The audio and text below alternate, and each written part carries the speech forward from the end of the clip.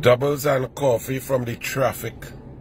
If y'all are not, if y'all have not become accustomed to Rowley's lying playbook, Rowley goes off, gets on his arrogant high horse, and shouts down at you, the population, when he has been caught with his bartex around his ankles, bending over and saying, "Bring it." Rowley shouts at you, and then he clearly makes a categorical statement that skirts the issue just enough that the masses would feel he talking the truth. Rowley said the cabinet had nothing to do and would never do anything with any criminal prosecution, and any criminal prosecution is the DPP. Yes, Rowley, we know that.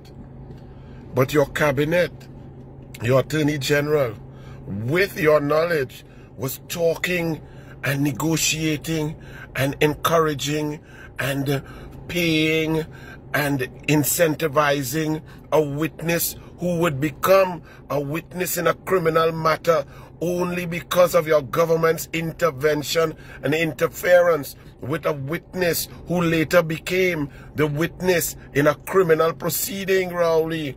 And you use taxpayers' money, 6.9 million in the first instance and more millions to foreign attorneys, Rowley.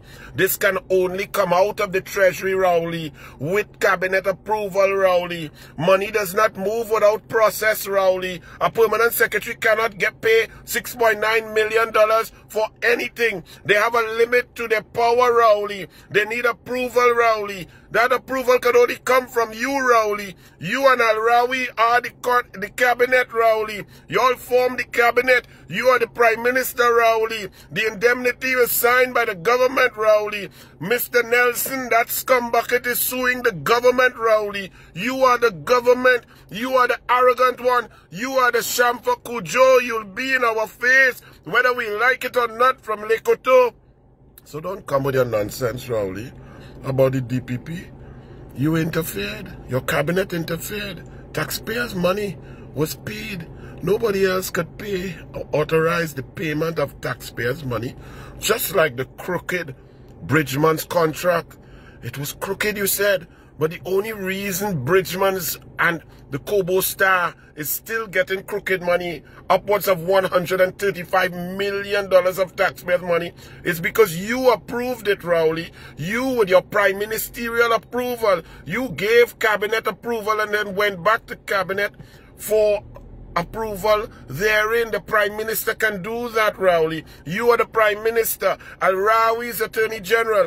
Al-Rawi signed a document, a legitimate legal document in a pleadings that said that he informed you and others in the cabinet about his negotiations with a witness who would become a witness in a criminal matter, Rowley. So don't stand up there and shout, Rowley. You ignorant imbecile, you disgusting liar. And to the rest of the country, get rid of this embarrassment. This has gone too far. Senior Counsel, Law Association, professors, law professors, retired public servants, retired politicians, people are not hearing all you. This thing just getting worse, worse, worse, day in, day out. You all seem to have elected a man who should not go in Golden Grove. He should be buried under Golden Grove. Rowley, nice try, boy.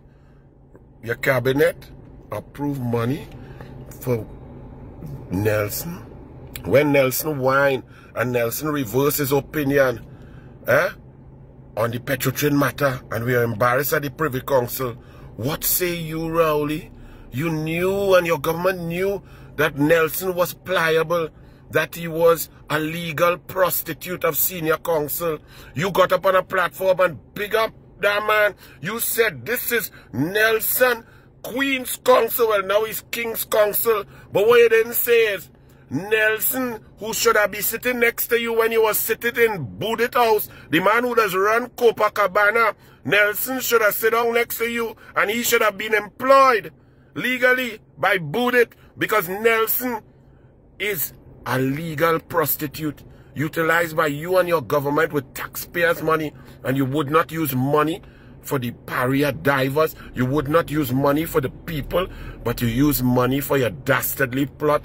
Rowley, you've been caught once again, you dishonest clown.